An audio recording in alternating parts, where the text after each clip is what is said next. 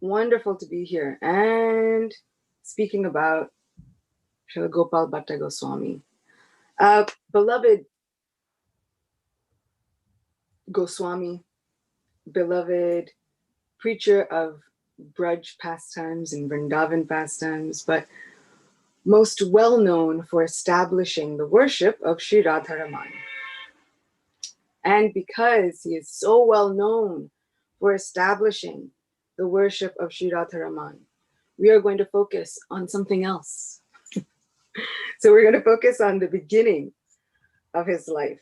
And of course, there will be actually, I'm sure there will be another time, closer to his actual appearance, which is in the month of Posha, usually January, February-ish, where I'm sure we'll have another chance and we'll talk about the establishment of Sri Radharaman. But I really like the fact that Gopal Bhatta Goswami has so much in his life that we can speak about, dive into, get to know, and relish in the way of pastimes. So today is a little bit of an adaptation, a conglomerate of so many of the different pastimes. We hear of his life in Gaura Ganadesh Dipika. We hear of his life in Bhakti Ratnakar by Narahari Chakravarti, where we've seen so many of the biographies of the contemporaries and the devotees who come after the second generation of Mahaprabhu's movement. And we see it in so many other different poems, and it's been explained in poetry in so many different places and within Chaitanya Charitamrita itself. So today's is a little bit of an adaptation, weaving all of those things together and just trying to get an instance of the beginning of the spiritual life of Srila Gopala Bhatta Goswami. So I hope that you will bear with me, come along for the ride, send your good wishes and your prayers that we can all dive in together.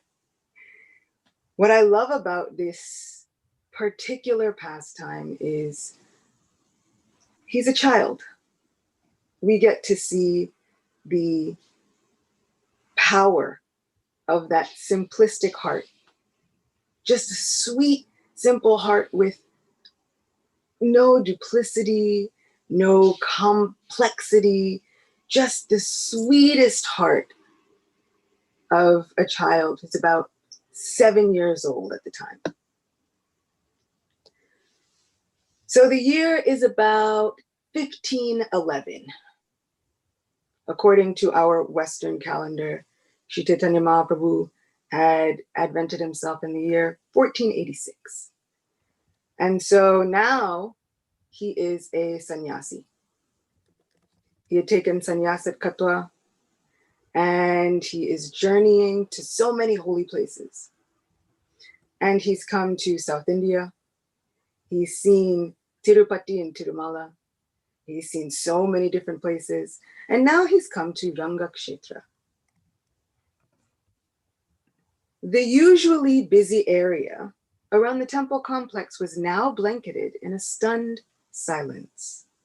The towering gates of the famous temple of Sri Rangam that were so high that they seemed to reach the heavens were the same as they had always been. This was the very seat of the students of Sri Ramanuja Acharya, the Sri Sampradaya. The devotees and pilgrims who had journeyed to have the divine vision of the reclining deity, Sri Ranganath, were also the same. But suddenly, the entire atmosphere, everything around the temple, and everyone within the area had changed. Everything was now different. Krishna, Krishna, Krishna, Krishna, Krishna, Krishna, Krishna, hey. A lone form called out, walking through the halls of pillar after pillar, shivering with intense emotion. Everyone who saw him stopped and stared. This was different from the lilting prayers that the devotees were used to. This was different from the very strict, straight stance of the Brahmin priests and pundits who strode through the temple and into its inner sanctum with official majesty. The mantras that this person chanted didn't sound particularly complicated, nor did they sound very advanced. In fact, he continually chanted this one phrase, singing out in a voice filled with emotion. Krishna, Krishna, Krishna, Krishna, Krishna, Krishna, Krishna Hai. Unlike the very formal priests that everyone was used to seeing, not only was this interesting personality singing, but he was dancing. One moment his form was stationary on the ground, and the next he jumped high into the air.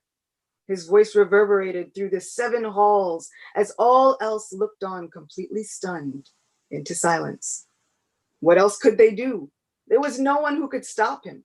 In fact, he seemed oblivious to the presence of all else. His wide eyes closed in bliss, and his body shone with a golden brilliance. That golden flower shimmered and shook as he sang and danced, and as he passed, those who saw him wondered if perhaps he was a god who had graced the earth with his divine presence. It would not be out of the realm of possibility that one of the devas themselves would have come to have the incredible darshan of Sri Ranganath Swami. His movements were unpredictable as he would take a step, then another 2 in a different direction, then turn as his arms would sway out around him gracefully. Just when the eye was comfortable tracking his forward movement, he would pivot in a nearly impossible turn, and the dance would continue. Every eye was riveted to him as though this one foreign sadhu held the secrets to all of existence. Of course, he wasn't from the area of Rangakshetra. Anyone who once saw him would have remembered seeing him for the rest of their days. No matter what else happened in their lives, they would have remembered him. Although his eyes were closed and tears often coursed down his cheeks, sometimes his eyes would flutter open, and those wide lotus petal eyes that reached nearly to his ears would fall upon some fortunate soul. If and when that happened, a miraculous thing would occur.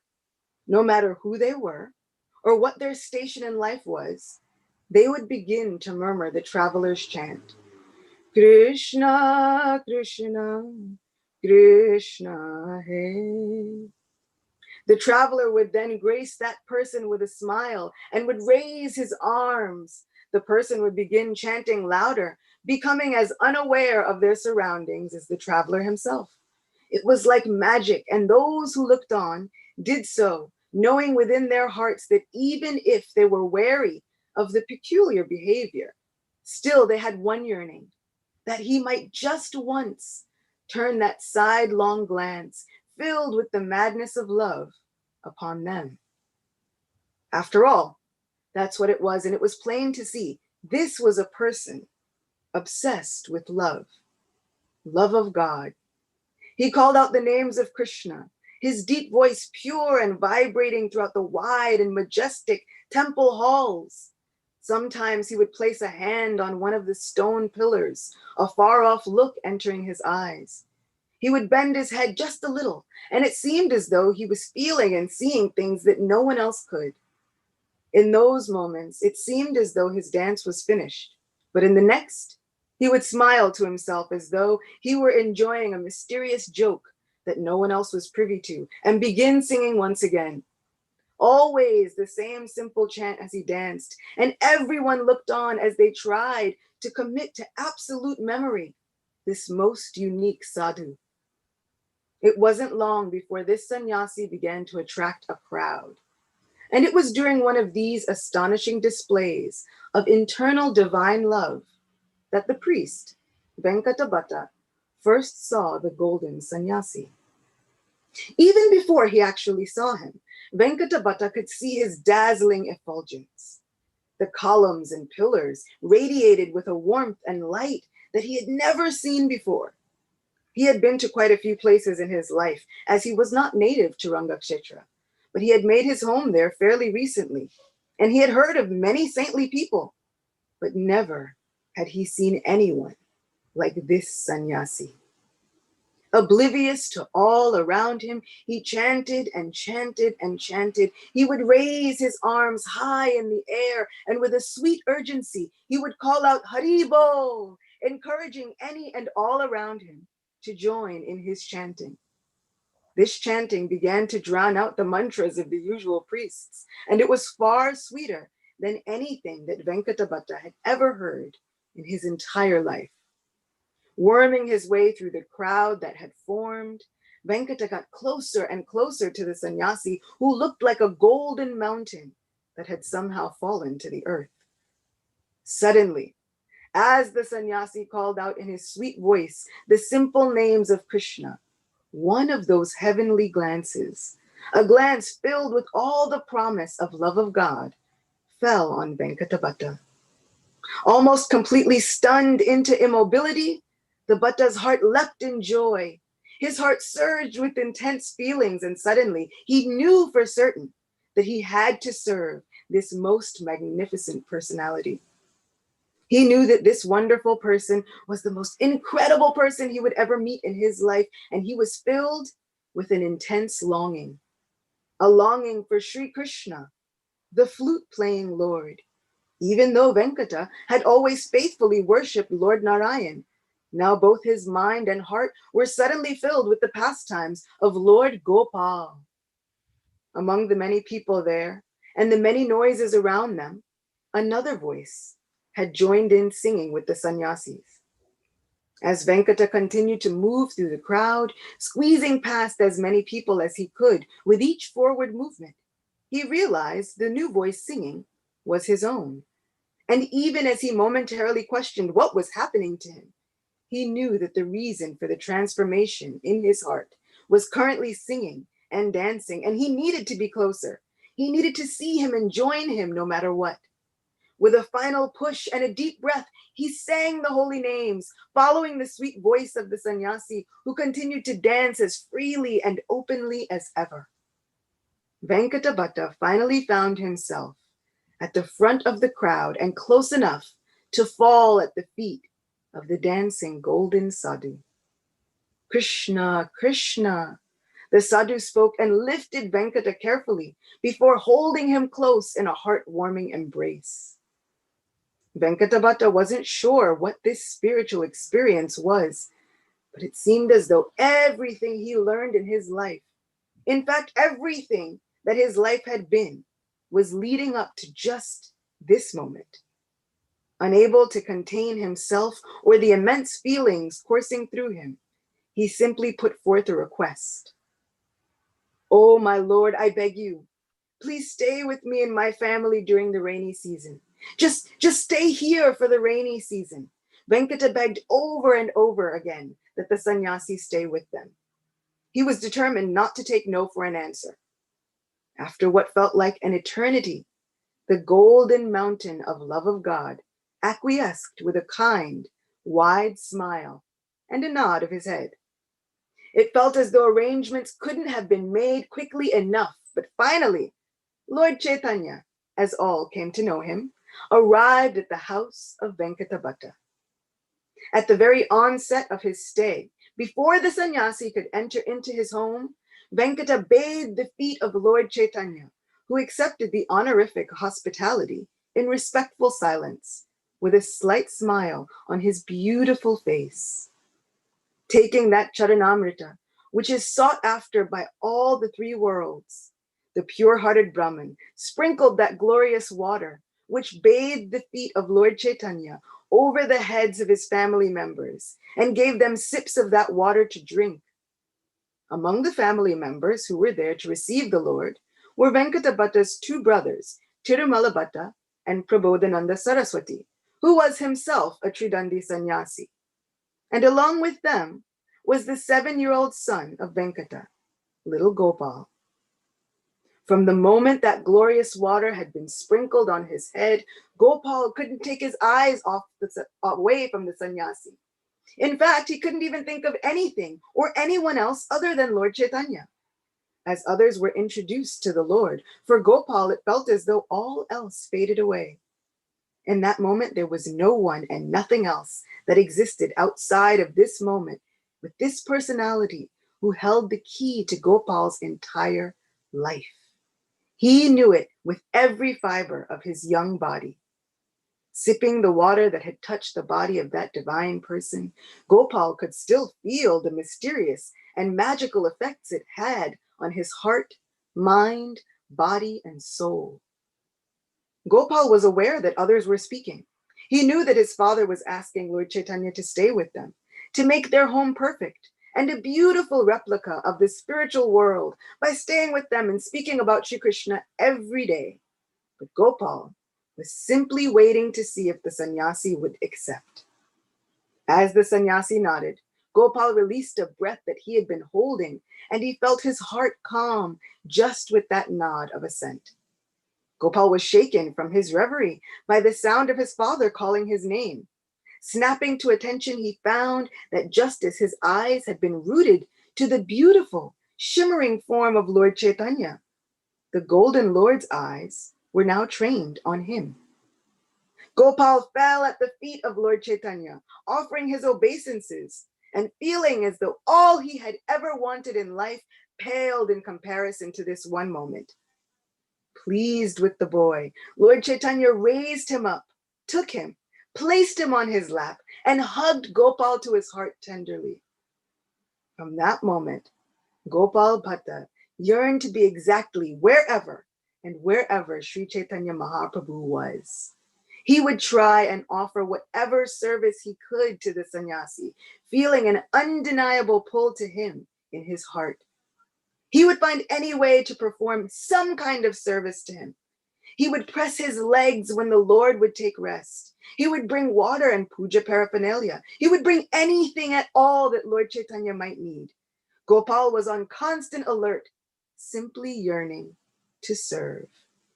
And in his great kindness, Lord Chaitanya would reciprocate and would call Gopal in at the end of every meal, and he would give little Gopal the remnants of every single one of his very own meals. It was at this time that he would hear the discourses between Lord Chaitanya and Venkata Bhatta, which have become famous within the pages of Sri Chaitanya Charitamrita. Lord Chaitanya would challenge Venkata Bhatta's lifelong worship of Lakshmi Narayan, often saying that Lakshmi Devi, who is the absolute emblem of chastity, had somehow willingly given up those vows of exclusivity to run to that place where Krishna, a simple cowherd boy, was playing his flute. Eager to enter into the circle of the rasa dance, Lakshmi Devi tried many varieties of ways, but found herself unable to enter into that most intimate circle. Venkata Bhatta would then maintain the opinion that Lord Narayan and Krishna were one and the same, and Lord Chaitanya would narrate a now famous story. My Guru Maharaj often tells this story in the most sweetly charming way. Oftentimes the gopis would travel throughout the forest just looking for any glimpse of Govinda, trying to find where Madhava was playing his flute. Where is this Murlidhar? One day, Sri Krishna decided to test this exclusive love of the gopis. He manifested the four-armed form of Lord Narayan, and he stood just waiting for the gopis to cross his path. As the gopis came upon the four-armed form of Lord Vishnu, they bowed their heads. They saw him holding all of his instruments and paraphernalia, and they asked him, "Oh, my Lord Narayan, you can give any benediction, but have you seen which way Sri Krishna has gone?" My Guru Maharaj says, with all four arms, Lord Vishnu would point, he went in that direction. The gopis would pay their respectful obeisances, and then they would run off in that direction to find Krishna, somehow not even entranced by the vision of Lord Narayan himself. Sometimes we often think as devotees, when we hear about benedictions to live in the abode of Lord Vishnu in Vaikuntha, we think, oh, but we want Braj Dham. We want Sri Vrindavan Dham. But can we really say that if Lord Vishnu himself were to appear before us, somehow we'd just forget everything else. We wouldn't be entranced at all, not even standing for a minute thinking, at least, oh wow. The gopis had no other thought but where is Krishna? And so they ran after. Coming from behind was Radharani. And as Radharani came upon this form of Lord Vishnu, somehow or other, she didn't even need to say anything. In the wake of Srimati Radharani's intimate love and affection, Krishna's extra arm simply disappeared and fell away. And his flute manifested in his hand miraculously. This majesty of awe and reverence was nothing in the face of Srimati Radharani's complete embodiment of love. This is now personified completely within the mood and within the outward color of Sri Chaitanya Mahaprabhu.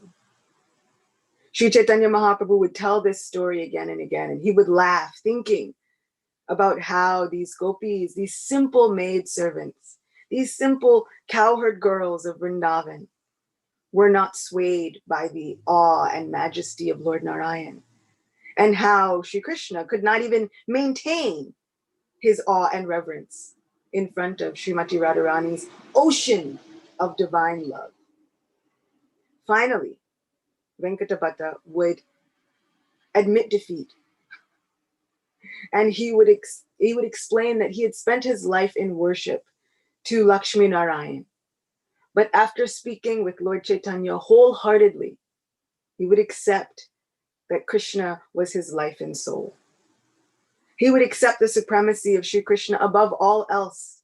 Sri Krishna, who was willing to submit himself to becoming the servant of those who loved him the most. In this way, they developed and established such a deep and loving relationship between them. So much so that the three brothers had given their very hearts and souls to Lord Chaitanya. But little Gopal felt particularly connected to him.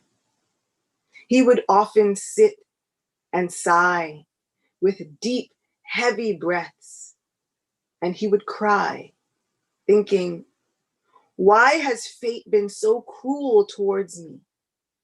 Why has Providence treated me so harshly? I've been born here in Rangakshetra, so far away from Navadvip, where the Lord has maintained his pastimes as Nadia Bihari and Navadvip Chandra. He is now seeing the Lord as a sannyasi, the abode of austerity and renunciation. He would think, but I've heard pastimes. I have heard how the Lord would roam through the streets of Nadia looking like the very prince and the hero of the best of cities. His beautiful long hair would curl around his face and would be decorated with small, small flowers. It would be gathered in a top knot and decorated with strings of pearls and golden beads and ornaments. My Lord would wear gems and jewels and necklaces. He would wear armlets and bracelets. My Lord would wear a golden dhoti, folded in 3 places, with charming pleats, which are considered an opulence.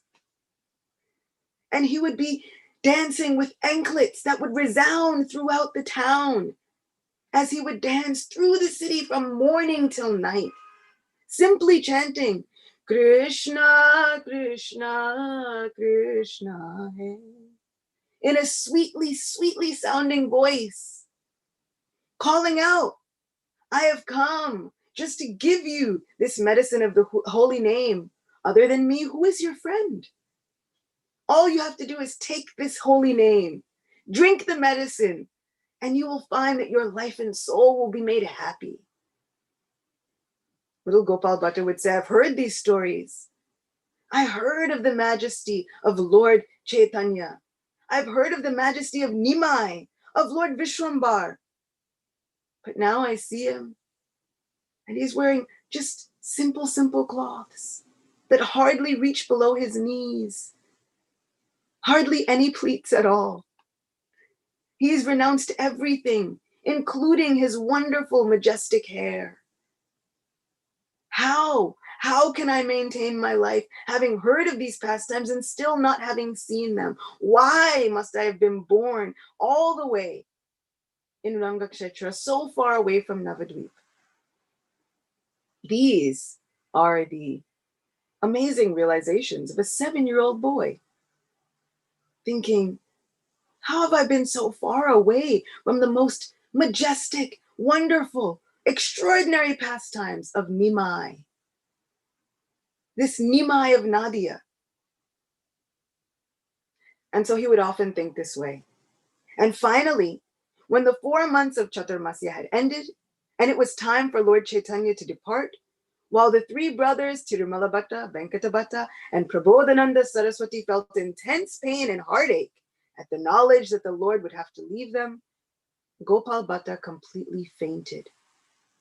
He laid almost lifeless in front of Lord Chaitanya. He was so inconsolable that no one could rouse him from this faint. Little Gopal was so deeply affected by Lord Chaitanya's impending journey that the Lord decided to stay for a few more days. Already, they were blessed, as a sannyasi would not often stay in a place for longer than 3 days. But now, because it was the rainy season and it was Chaturmas, they had the fortune and the good luck of having Lord Chaitanya with them for 4 months. But now, being pulled by the innocent, sweet, simple heart of little Gopal, he decided to stay for a few more days. Gopal was so happy, but also it was a bittersweet feeling because he still felt as though, how could I have missed these pastimes? I remember sometimes feeling that way, that Lord Chaitanya's pastimes were just 500 years ago. That's relatively close. When we think about Krishna's 5,000 years ago, we still have trees that are here from 500 years ago. We still have different living entities that were still on this planet. We have Columbus, who sailed, just almost around the same time. So we have history books that tell us things from 500 years ago. Sometimes I would think we were so close and we just missed it. Imagine, not even 500 years, less than a decade now. Poor little Gopal is thinking, how? How could I have missed this most amazing sight? How could my life have been forfeit this way? And one day, as Gopal was sleeping, he had a vision. All around him were the sounds of murdangas and conch shells. Kartals were resounding. And all around, there was the tumultuous cry of the Maha Mantra. Hare Krishna, Krishna Krishna, Hare Hare, Hare Rama, Rama Rama, Hare Hare. And all around him was an oceanic sound of Gauda Hari. Little Gopal looked around and all of a sudden, it wasn't just a dream. He was in Navadvip, seeing the pastimes of Nimai. The murdangas were thundering in every direction. Kartals were playing in time, just as the songs of the Acharyas had said, just as he had heard from before. And as he looked up, there was the golden shimmering form of Lord Vishwambar, with his beautiful silken dhoti swaying as he would dance through the streets, left and right, backward and forward. He would wear a belt around his waist. His anklets would chime. He had necklaces and garlands of so many different varieties of colors, shining like hundreds of moons. This is the vision that we can think of when we hear in Gora Arti, Bahu koti chandrajini vadana ujwala gala deshe banamala Korajalamala. This is our Gauda Hari. This is what little Gopal was now seeing. Garlands shining like thousands of moons, looking more majestic and more beautiful than anything that Gopal could have ever imagined. And now he was seeing him face to face. And he fell on the ground in front of him. Not only was Lord Chaitanya there by himself, but the entire Panchatattva was there. All of them were singing and dancing. Little Gopal was raised up by none other than Lord Nityananda and Advaita Acharya. These two stalwart generals of the Sankirtan movement.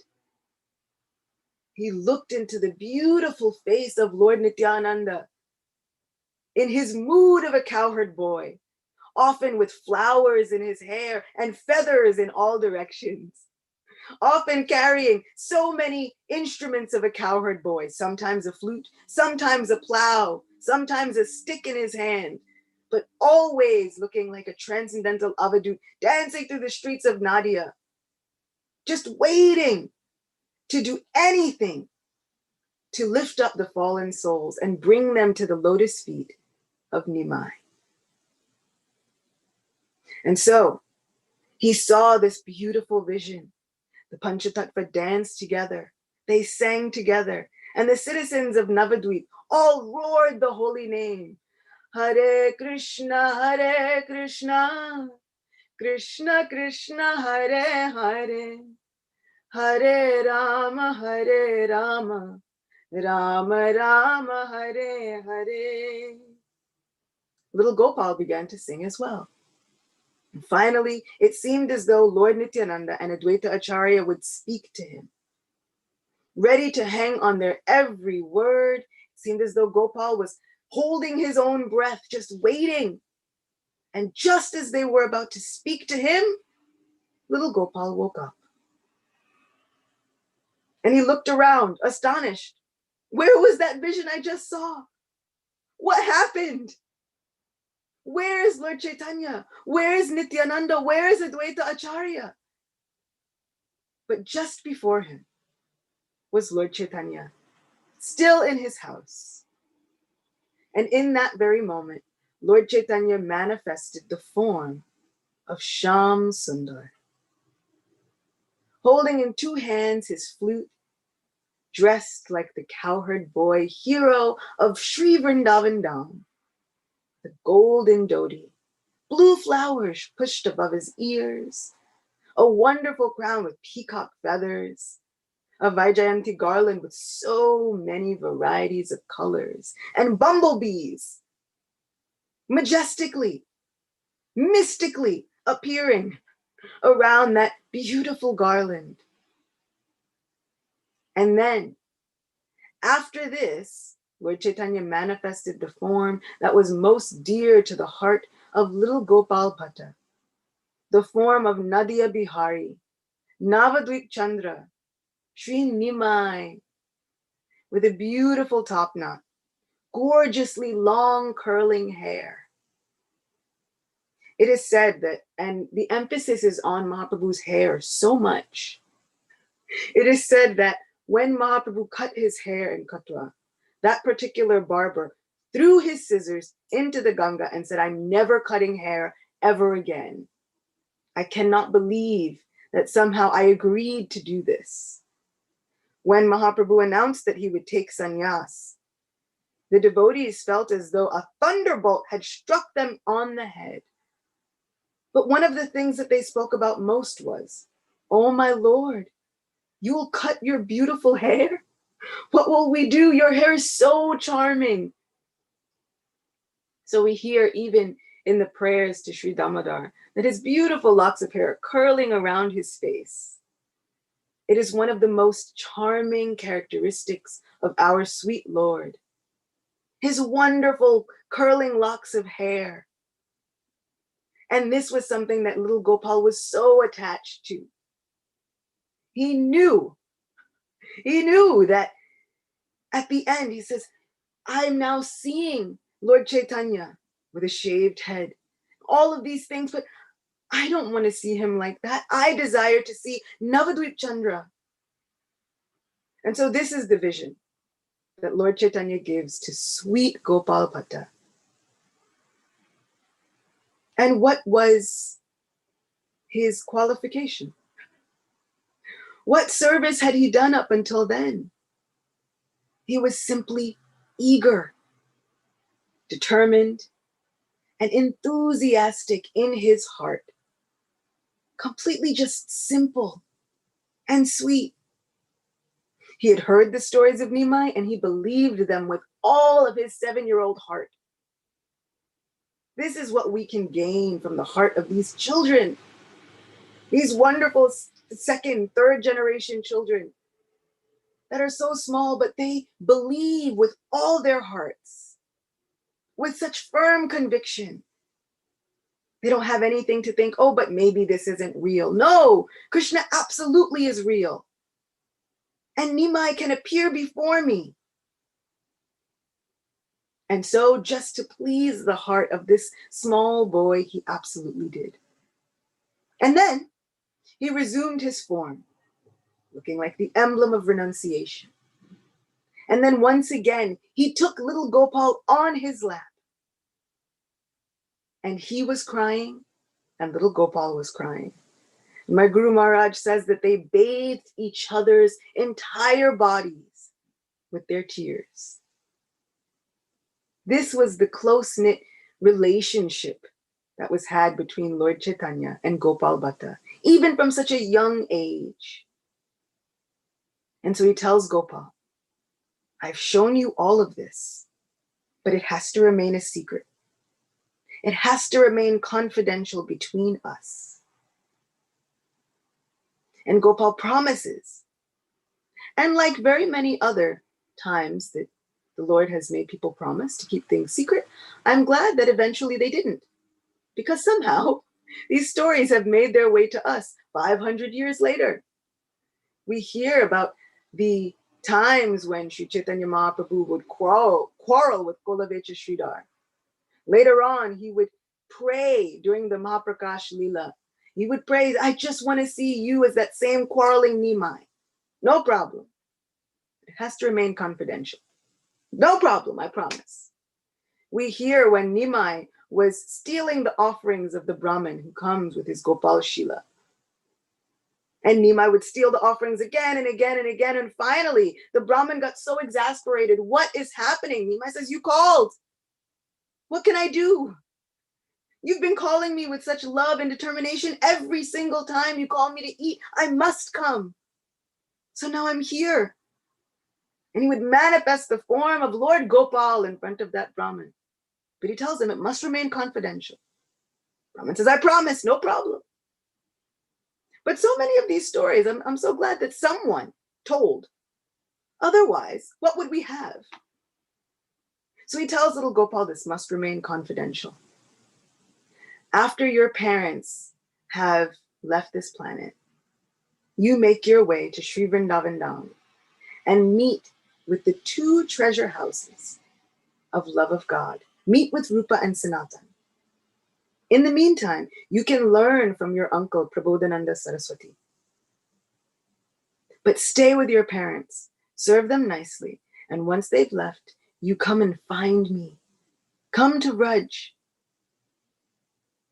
And at the end, of course, this is what Gopal Bhatta would do. But forever and ever, he would hold within his heart this vision of his Navadvip Chandra, this wonderful gift that Lord Chaitanya gave him, just because he was sincere, enthusiastic, and so determined, with such a simple heart, just ready to believe, ready to have faith. I take such incredible heart from this story, such incredible hope. How many times do we think, how could I not have taken advantage of all of my blessings? How could I not have taken advantage of my Krishna, especially in a lockdown? How could I not have taken such advantage of my Radha Govinda, seeing them as often as I was in a temple, and now we're far away? How could I have missed it? How could fate be treating me so cruelly? But wherever and whenever the Lord chooses to appear, he is absolutely and positively there. So sometimes the Lord gives solace to our hearts by appearing in dreams. And sometimes, just last week, I was having a particularly bad day thinking, how could I not have taken advantage of everything? I didn't look at Govinda enough. I didn't see his lotus feet enough. I didn't take enough darshan. I didn't take it seriously enough. I could have taken it more seriously. I could have done more, could have served more. I could have been more fully present. And then I said a prayer. Oh, my Lord, just somehow accept me. No matter what, just somehow accept me. And the next day, someone from Australia wrote me a letter. They'd never been to New York. And they said, you know, just the other night, I had a dream, and you were in it. I had come to New York for the first time, and you were showing me around, and we took darshan of Acyuta Govinda. And I thought, that's it. That's it. Okay, I was there. Somehow the Lord is still engaging me.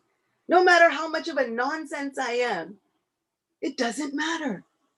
Out of his kindness and his wonderful, heartfelt compassion, he keeps accepting me. He keeps accepting our service, no matter what. Even halfway across the world, in the farthest place that you could get from New York, in Australia, he's sending a message. Okay, I'm still with you. We're still in this. Keep the faith. So when I hear and when I think about this wonderful pastime with little Gopal Bhatta, that was all he had. Keeping the faith in his Navadvip Chandra. And this is the Lord that would fulfill all of his desires. This faith is something that we can gather from him, a little 7-year-old boy. That determination, we can have it. We don't have to know every story. We don't have to know every shloka. After all, he was only 7. He had heard stories about Navadvip Chandra. His heart was attached to Navadvip Chandra. That was it. We can have that attachment to Shri Radha Govinda, Shri Radha Murlidhara, Shri Gaura Chandra, Shri Radha Madhava. All we need is that little bit of attachment. And then the Lord will somehow find a way to fulfill every single one of our desires and more, just like he did with little Gopala Bhatta Goswami. So thank you. Thank you so much for allowing me to be here with all of you. Thank you for allowing me to speak something, a little realization, a little adaptation, but all heartfelt, just trying to remember Gopala Bhatta Goswami ki jai, Srila Prabhupada ki jai, Shri Radha Murlidhara ki jai, Shri Navadvip Chandra Gaura Chandra ki jai. Acyuta Gopi Mataji ki jai. Thank you so much.